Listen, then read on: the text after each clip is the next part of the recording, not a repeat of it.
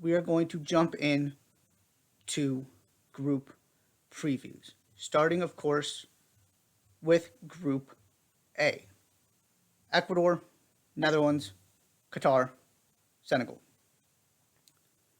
The thing that is most interesting to me about this group is that second spot. You look at this, on paper, Senegal is your clear favorite for that second spot, and you could even argue Senegal is your pick to win this group. It's the Netherlands and Senegal as the two teams you would expect to go through. But then you throw in Sadio Mane's injury, and the fact that this Netherlands team doesn't have the best track record over the past handful of years and missed some major tournaments. And it's not out of the realm of possibility that this race for second gets really interesting. Whether it's because the Dutch, who are missing Gini Wijnaldum, who don't have the same kind of roster they did when they were, making World Cup semifinals and trying and knocking on the door of winning major tournaments, and who have had some really bad showings in the past 5 or so years, just disappoint in their return to the World Cup and don't perform up to expectations, or because Sadio Mane isn't himself, has a little bit of more of a setback and isn't able to actually take the field until it's too late, comes back too early and re-aggravates something, whatever it might be. He's so important to what Senegal does that if you have 75% of Sadio Mane, the job becomes a lot more difficult. This is a Senegal team with a tremendous amount of potential at full strength. But it's also the difference between a Senegal and some of the very best teams in this tournament who lose key players and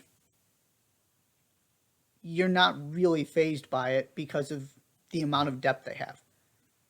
Senegal has depth in the sense that Sadio Mane is certainly not the only really good player on that team. They do not have depth in the sense of being able to replace their key players. And so then you start looking at this from a Qatar and Ecuador standpoint. Qatar has put in some good performances against decent opposition.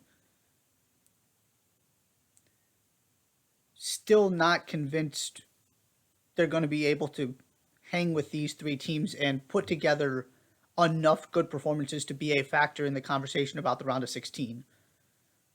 Certainly could take some points off somebody, could factor into how this group shakes out. But it's not right. It's not enough to just have one good game in this tournament. You got to have 2 or 3 in the group stage to go through, especially in a group like this one where you've got 2 teams with an awful lot of talent in there, and an Ecuador team that certainly not the favorites to go through, but has an exciting group of young players. Pervis Estupiñán, Moises Caicedo, both at Brighton, Jose Cifuentes from LAFC, just played a key role in winning MLS Cup. You can go down the list. And then they've got some players that have been around for a long time now and know how to do this World Cup thing. So I am actually really interested in Ecuador, even if Ecuador aren't able to sort of hang with the Netherlands and Senegal and this group plays out the way everybody expects it to. Just part of this tournament is the conversation about 2026. Not that anybody's trying to jump ahead, but Ecuador are one of those teams who look awfully good on paper 4 years from now. And so what does this group of players look like in their first go around at this tournament? And if Sadio Mane is unable to make a major impact for Senegal, that spot could open up.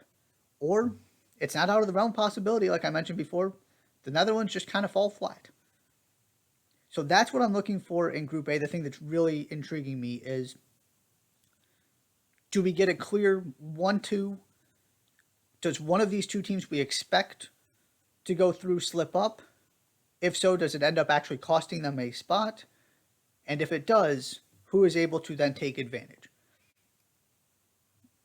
Ultimately, I don't see anything bizarre happening in this group, but that is kind of what I'm looking at from a team by team perspective there.